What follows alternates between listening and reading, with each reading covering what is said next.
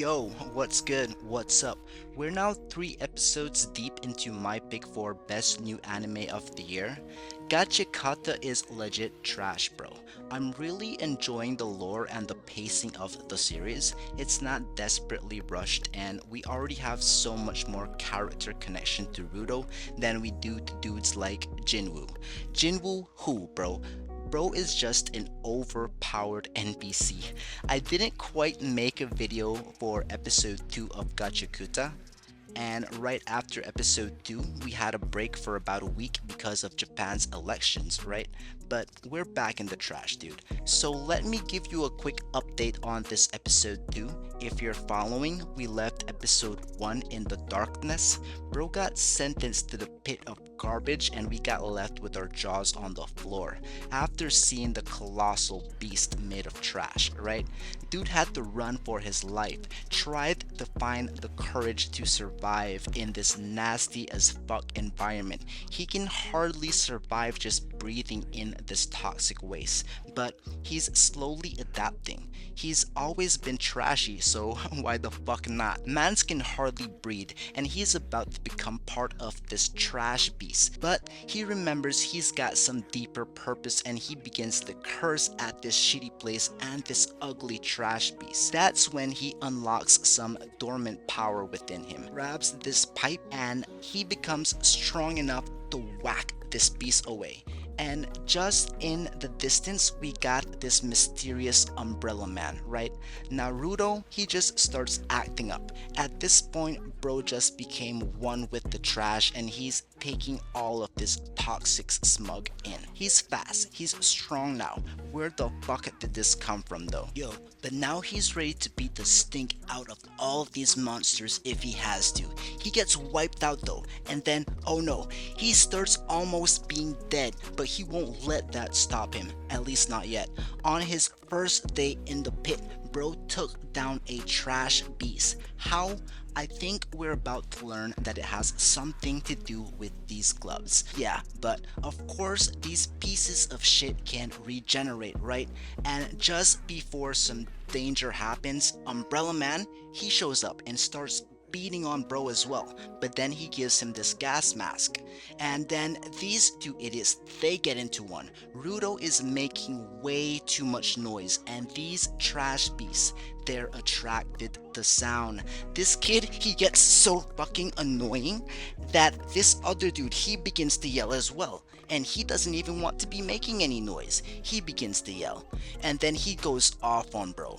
Man's umbrella becomes this mighty weapon that he uses to just float around and fight with. Man's take out this beast and is so sick. And tell me guys in the comments if you guys are liking the animation of this brand new anime. So right after he takes out this beast, he gets unmasked, right? And then we meet Enjin, and he's just a humble cleaner who can't take the smell of this fucking place either. So he's from here, right? And we kinda already know that to give an object power, you gotta really care for it.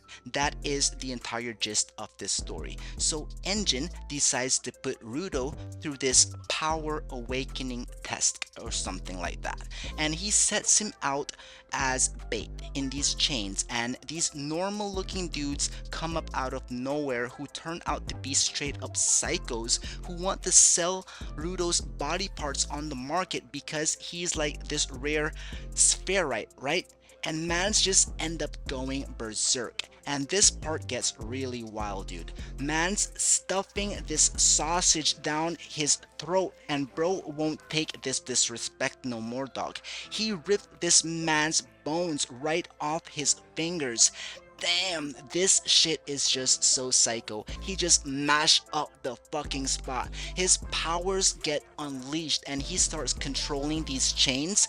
Then he powers up and uses this tire, and bro's like, oh fuck, he can power multiple objects. There's no fucking way. We've never seen this shit before. Turns out it's these gloves, and whatever they grab, it can power. So fucking sweet, dude. And these gloves are the object that Rudo loves the most. And now it has a soul who is so fucking strong in this wasted pit of garbage.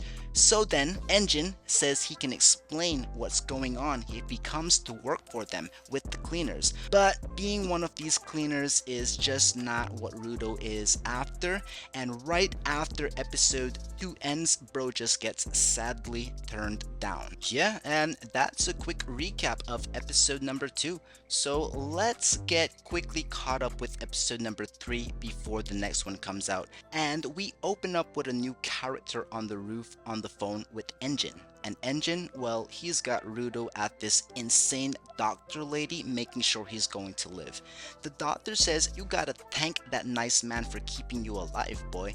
And right after leaving crazy old Alice, then we really get a better feel and view of this trashy city, which doesn't look so bad.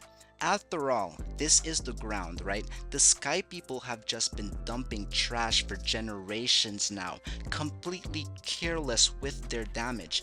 And bro finally gets some good food, some burgers after that nasty meat and finger skin he had to eat.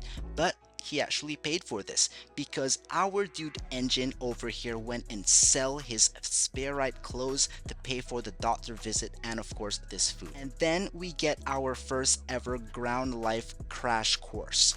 We learn about anima, which converts to energy, and this is concentrated energy. Out in the dumps, this get all built up and these form these out of controlled trash beasts. So they sometimes even attack the city too, and which is why they have the cleaners. They are the exterminators, and the only way to defeat them is using your own anima. Bro says they need specialty items. With a little bit of TLC and time, anima will inhabit any object, and that's when they become something completely different. And these items are known as vital instruments. And so the people who are able to draw out these powers, and there are very few of these people, we call them the givers. Now we hear about this gang of beast exterminator dudes, right? So it's going to be really sick to get introduced to the entire team. But after this whole introduction to the ground life, Enjin leaves Rudo alone for a bit, but he's got something lined up, but maybe not how he planned. So he got some cash, but then he of course gets robbed by this fucking cat. Dude chases this pussy cat down this alley and sees this staff, this stick, but whoa, it's no ordinary stick. It belongs to the next cleaner who we're about to meet, and I think his name is Nichiku, right? And they have just the wildest introduction, and this man Rudo, he still just does not know how to smile. So he ends up offending this man with his smile, and they decide they just don't like each other before they even meet, right? As Enjin had planned out for this guy to be his mentor. Alright dude, so things don't go too well for Mr. Rudo the natural, and he ends up with this all-out battle with this awkward stranger.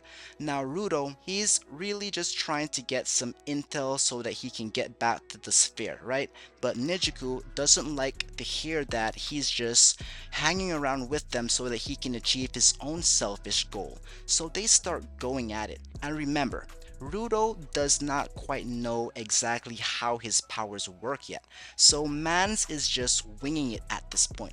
Nejiku has his strong stick, but he's about to learn that these dirty gloves have some tricks to them. They can turn any object they touched into a vital instrument. Remember that, guys. And can you guess what Rudo pulls out of the dump to be his weapon? A shit stick, a poo sickle, a fucking shit covered plunger, and this dude starts swinging. No one wants to be covered in shit, bro, and our dude Nejiku is running for his fucking life. This maniac is swinging turds in his direction, and they go in this wild loony chase down the back alleys right before the same burglar cat got in their way, and boom, this dude is splattered with shit. Dude, imagine the smell. You're already in a toxic place, but you're now covered in shit. And that's just about the time that Enjin pulls up in this very sweet ride, I might add, and finds them bonding in the trash covered in shit. They had a fucking doo-doo duel. Dude can't help but laugh at these two messy idiots. This probably is one of the craziest first impressions ever. Even Rudo is embarrassed of himself swinging around a shit stick. It's not even smooth at all. Alright boys, and to wrap up episode 3, we meet the girl Rio. So she's just been sleeping in the back of the Jeep all cute this entire time. Who cares if she's lazy if she's cute, right fellas? Yo, but she came along just so she can meet the natural, right? Rudo has all of this fucking clout already, bro, but he still loses his shit every time he gets close to a girl. But in this moment, dude is not even thinking of Chiwa. This is his moment, and this hot redhead starts playing in his own here, and bro is just frozen in time. I mean, he better be, because if he stands up, Nijiku's stick will have some stiff competition, bro.